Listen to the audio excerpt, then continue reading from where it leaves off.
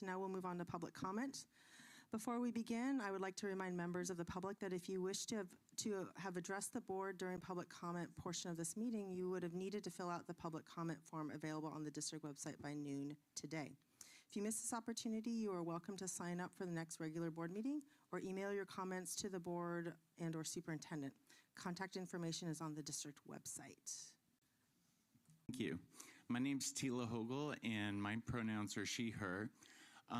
Is a privilege and an honor to serve on the board of Pizza Clutch and to work in 3 schools throughout Thurston County. And the reason we are in the schools is to counter the effects bullying has on LGBTQ youth and to keep them alive. We know that suicide rates are higher among LGBTQ youth, and that is why we are in the schools. And this is something the school recognizes, and we really appreciate, and I know the students appreciate us being there. In regards, I was coming to discuss bullying, and I think we all know what bullying can do. You know, just over a year ago, Nex Benedict had died after being beat up in the bathroom just for existing. And, you know, here we just have a trans student in Shelton enjoying 5 minutes of trans joy.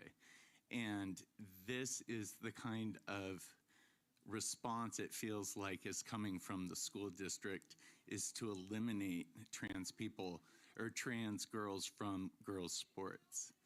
And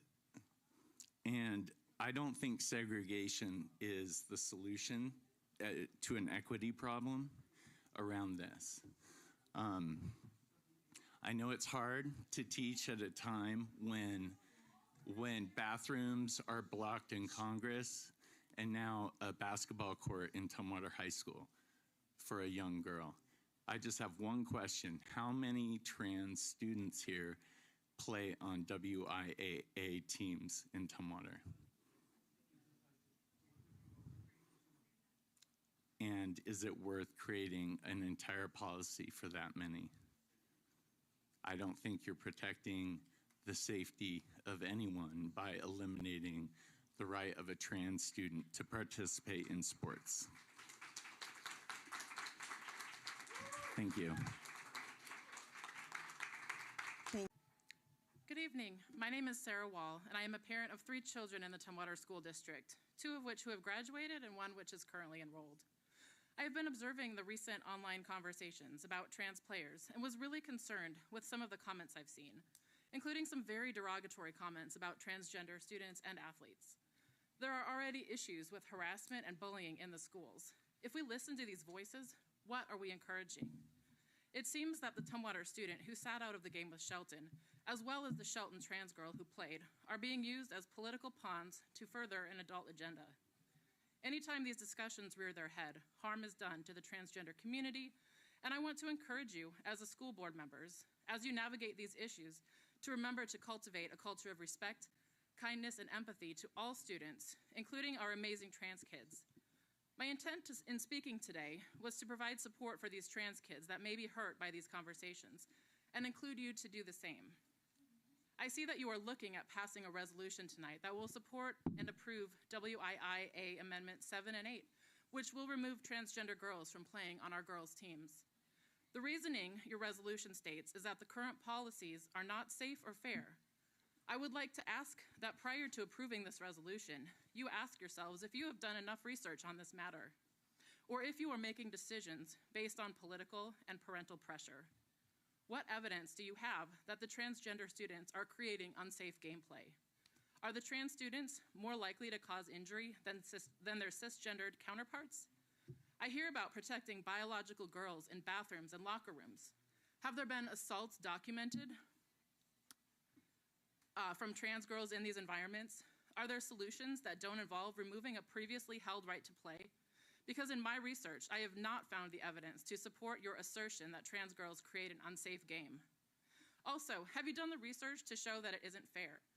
In the incident with the Tumwater-Shelton game, the trans girl played 5 minutes, and Tumwater won the game fairly. Are there many trans girls who have created unfair playing situations in Washington? Are there other solutions that don't involve taking this right away from the trans girls? Also, will this create an unsafe situation for our trans girls?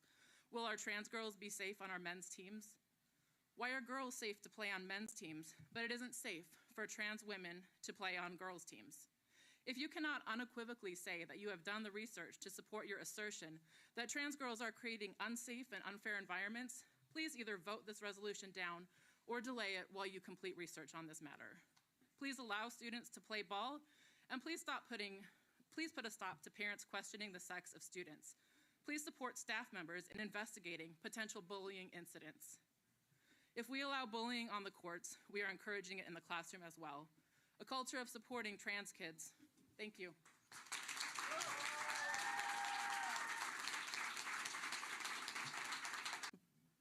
Good evening, and thank you for your service to our community.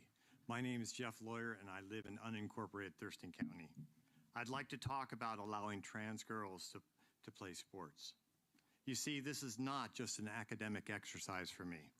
I have some skin in the game. I have 2 young granddaughters who will attend Washington State schools where, and I quote, public schools must allow all students to participate in physical education and athletics that correspond to their gender identity, unquote. I want my granddaughters to be as safe as possible, but I also hope they'll play sports, and it's possible they might compete with or as transgender athletes. The 2 issues commonly brought up against trans athletes are, number 1, what about a very large, strong trans girl dominating and or bullying? My friend that I discussed this with specifically mentioned soccer, where there's quite a bit of contact. He was afraid of cisgender girls getting hurt.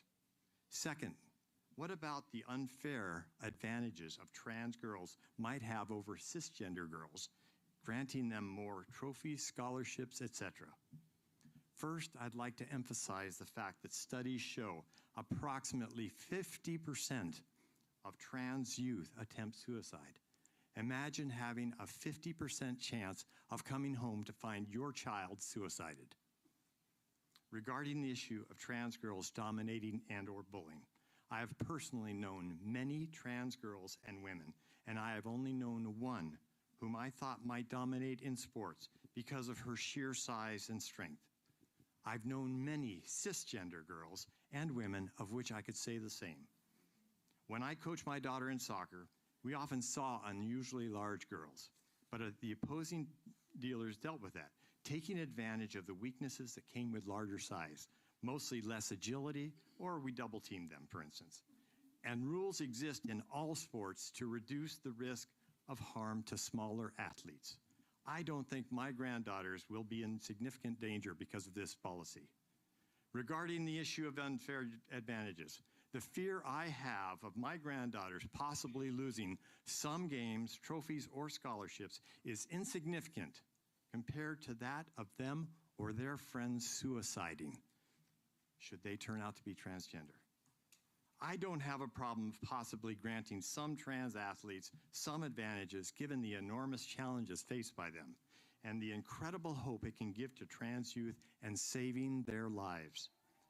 All sports are inherently risky, but we balance the incredible benefits for our children against those risks.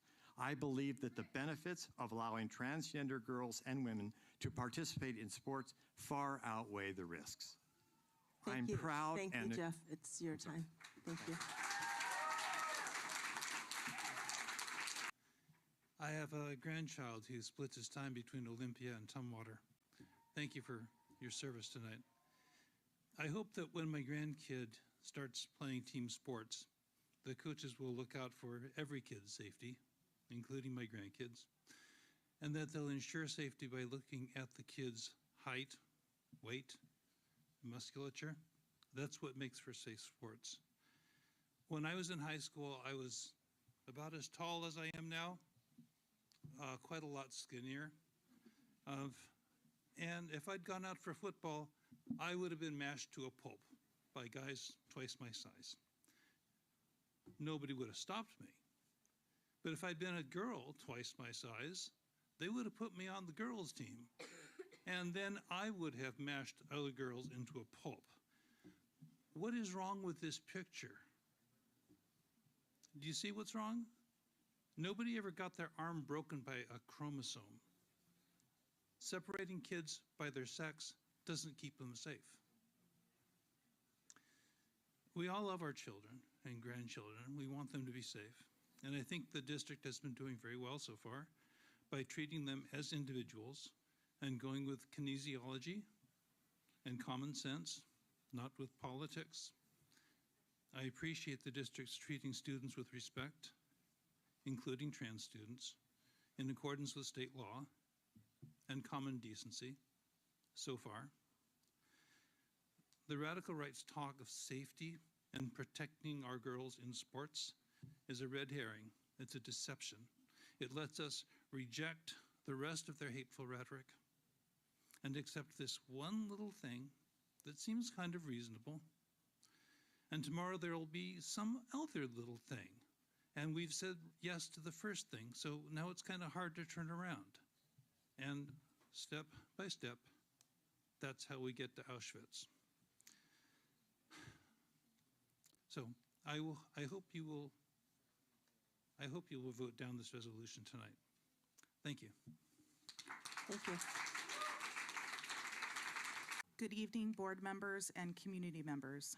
I initially signed up to speak tonight to express my sincere thanks to the Tumwater School District for standing with Shelton's transgender player and upholding their legal right to participate in the recent girls' basketball game. I also commend the district for investigating the bullying and hate speech directed at them by some Tumwater players. However, during my research, I came across the proposed changes to the WIAA rules, as well as tonight's resolution supporting a ban on transgender female athletes. This proposal directly challenges the inclusive values we uphold in Washington state. Washington's law explicitly prohibits discrimination based on gender identity. Superintendent Chris Rakedahl has made it clear our schools will stand against discrimination and hate, and only an act of Congress, not an executive order, can override Washington's laws. Let's be absolutely clear. Hate and fear are like a disease, infecting our communities and harming not only transgender youth, but all young people. Our responsibility as educators, parents, and community leaders is not to perpetrate fear, but to foster knowledge, empathy, and respect. If we encounter something we don't understand, we must learn, grow, and model the values we claim to teach. Our children are watching. This proposed policy is not just a step backward. It mirrors the same flawed reasoning used to justify racial segregation in youth sports decades ago. In the 1950s, Black athletes were excluded under the guise of fairness, with claims that their so-called biological differences would ruin competition. These arguments weren't about fairness, they were about exclusion and fear, and they were wrong. Now we see the same logic being used against transgender athletes. Despite a lack of scientific evidence supporting claims of unfair advantage, they're being told they don't belong. And let's be real, suggesting an open league for transgender and non-binary youth is nothing more than a modern-day version of saying Black leagues and segregated bathrooms were sufficient during the civil rights era. This proposal isn't about protecting fairness. It's about policing identity. In Washington state, where our laws promote inclusion, this policy directly contradicts both our values and our legal protections. 50 years from now, people will look back on this debate the same way we look back at the segregation of the past. The question is, where will you stand? I urge this board to reject this discriminatory policy. History will remember the choice you make today. Thank you. I'm Mickey Matson. I am a head tennis coach at a neighboring district. Due to recent events, both in our WIA and a JV Tumwater basketball game, I want to discuss transgender athletes. I want to make it clear I'm not an expert. I'm still learning, but I am knowledgeable. I'm currently majoring in biology and was once a high school female athlete who competed with and against trans athletes. I want to remind everybody this is not us versus them, or I'm right, you're wrong. When it comes to discussing children, there's no dignity in that. Everyone wants safety and fairness in sports and in life. My goal is to help ease the burden that fear places in our hearts when we're faced with something new. We protect children only when we arm ourselves with knowledge, not when we pressure our schools to make hasty decisions. The parents and athletes who are outraged and driven by confusion, I want you to know I understand. Anything that shakes our worldview is scary, anything new is tough. But I want to inform everyone that transgender people have always existed. In fact, the term was added to the Merriam-Webster Dictionary in 1974, long before the cisgender term in the 90s. In some indigenous tribes, trans people were referred to as two-spirit. Trans people just haven't always felt safe to come out in our culture. As a biology major and a coach, I won't claim that biology is irrelevant when it comes to sports, but I will offer this. Biological sex is not strictly binary. There is also not enough science to support the claims that boys are stronger or faster. Women have historically been left out of exercise science and studies, assumed to just be smaller men, or that our menstrual cycles would skew data. They're now finding that actually, not only can we compete with men, but we can dominate them in sports. Regardless, we're still missing decades and centuries of research on female athletes. I also want to inform everyone that biological sex can be considered bimodal, but not strictly binary. This means there can and often is overlap in dimensions of sex continuum. Intersex folks are an example of this. Intersex folks are neither male nor female, but they can present as such. Intersex folks make up an estimated 1% to 2% of the population, same as trans folks. So why is no one bringing them up in this conversation? You can guess that intersex folks are often left out of the exercise science too. When we get into banning trans children from sports, citing sex, we open the door to begin to question every child. Are they girl enough?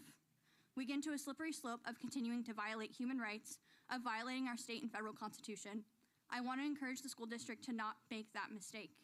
I want to remind everyone that in your anger, we are still discussing children. We are discussing human beings who have always and always will exist.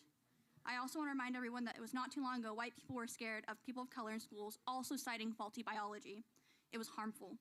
This all stands to prove that in order to truly protect children, we must open our minds and arm ourselves with knowledge. We only harm when we ban what we do not understand. Please do not hesitate to ask for my cite sources. Thank you.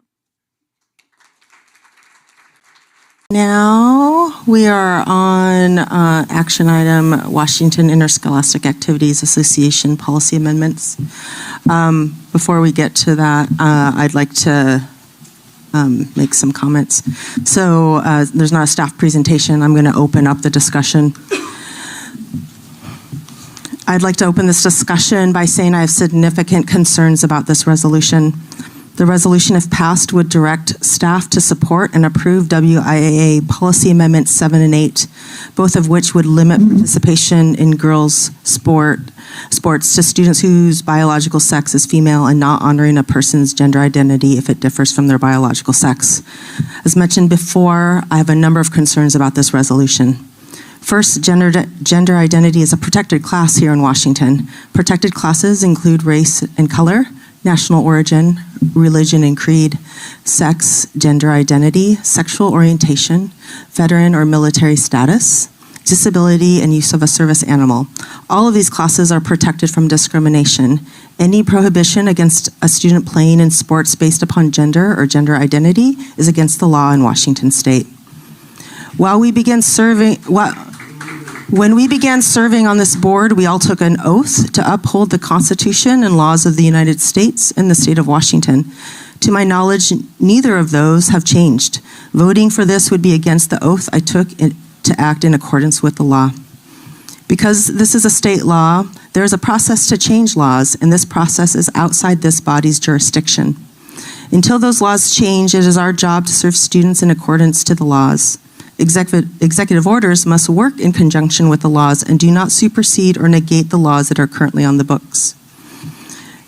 The amendments referenced in this resolution are in conflict with current law, and even if the amendments were adopted, WIAA cannot implement them. I question why we would direct staff to encourage WIAA to go against state law. Finally, most importantly, I'm firmly opposed to this resolution because of the message it sends to our transgender students here in the Tumwater School District. Since 2016, I've advocated for students, staff, and families here in the Tumwater School District and to have a space to be their authentic selves and to live the life that they were meant to live. Transgender students are a part of our district, and I'm concerned that this resolution communicates that we do not see these students as an equal part of our community. We owe it to all students to take time to sort this out and find a way so no students are harmed. We owe it to our students to figure out this way to make sure everyone can be included and model how we can find a solution together. Before a motion is made, I'd like to provide an opportunity to our students to speak on this topic as they cannot contribute to the discussion after a motion is made. Hi, I'm Sydney and I go to Tumwater. When addressing this topic as a Tumwater transfer, athlete, and student representative, I feel as though the administration in Tumwater is nothing short of the best for every single student in the school. Zach Suderman, Marty Reed, and Lisa Pereira, as the leaders of the school, have the most genuine and full of heart intentions to guide the students that enter the school into the next phase of their lives. Through hardships like the recent actions in our community, I have never failed to feel supported by this administration through teachers, counselors, our athletic director, Jordan McGrath, lunch ladies, our janitor, Rick, and our attendance lady, Laura Hagan. I moved here my sophomore year and it immediately felt like home. Tumwater High School and the adults in it have grown to be my second family, and for that, I am forever grateful.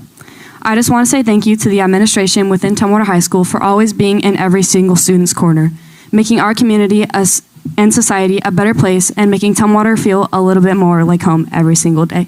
This is not just a school, it's a family. From the bottom of my heart, thank you.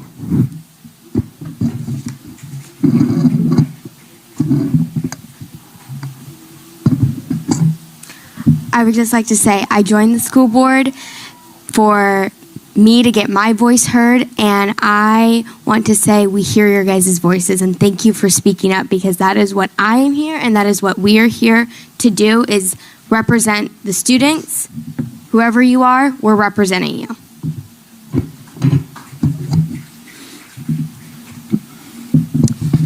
I honestly think that it is a little disgusting that we even have to decide on a yes or no for this question. It should be obvious that we should not pass this, but thank you. All right, I will now entertain a motion for action.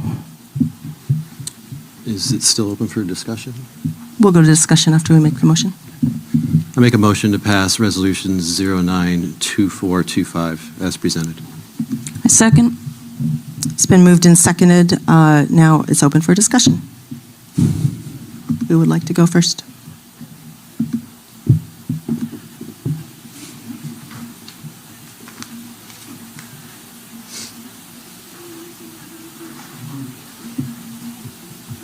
No discussion? I'll say something. I want to thank everyone for your comments. Oh, I'm sorry. I never could be a rock star because I don't know how to use a microphone. Anyway, I used to play the clarinet. How dull is that, right? But anyway, sorry. Is there anybody in the band? I really enjoyed it, though. Anyway, so I want to thank everyone for your comments. Very good learning experience for us all, I think. We have one problem that we face right now, and that is the situation called an executive order. Okay, as board members, we take an oath that we will follow the Constitution, not only of the state of Washington, but also the Constitution of the United States. And this is what makes things so hard for members like myself, is that federal law, there's such a thing in the Constitution, Article 6, which says that federal laws have supremacy over state and local items. The problem is that an executive order, although it's not a law from Congress, it has the force of the law. So we have a conflict between our state RCWs and our federal Constitution. We may not agree with the executive order. I think probably a lot of us do not agree with the executive order regarding men's and women's sports. However, historically, almost every president has had executive orders. Franklin Roosevelt had over 3,000. The most famous executive order is Abraham Lincoln's Emancipation Proclamation. And to me, that's one of the most important ones ever. So my point is that a lot of us may disagree with the executive order, but us as school board members, we're caught between a rock and a hard place. We have an oath that we must follow the Constitution. Yes, we do. We're not a state unto ourselves. We're a state of the Union of the United States, and that's the problem that we face. So I just want to make that point that it's great to have viewpoints, but we also have to follow the law. And that's, as I say, what our effort is that we can change the law, okay, and it can be circumvented through congressional action and possibly the judicial action too. But I just want you, just so you can see our perspective of the conflict that we're facing, why this is a very, very difficult time for us, because I support different viewpoints, I support divergent ways of living, but it's very tough for me. Again, I'm caught between not a rock, but a boulder, okay, and a hard surface. And it's just the way it is at this point in our lives. We are part of the United States of America. No, we're not going to do this. Thank you. I use my gavel. Are there any other comments? All right. All those in favor of Resolution 092425, please signify by saying aye. Aye. Aye. All those opposed, say nay. Nay. Did you? I'm abstaining. And then Jill is abstaining. All right. Motion carries. So now we'll move on to the superintendent report.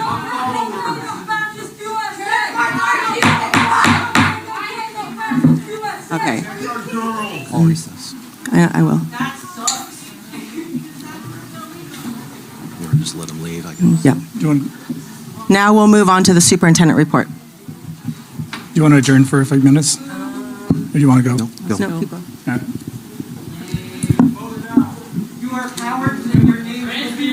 Okay. We'll adjourn for 10 minutes. All right. We'll recess for 10 minutes. I did.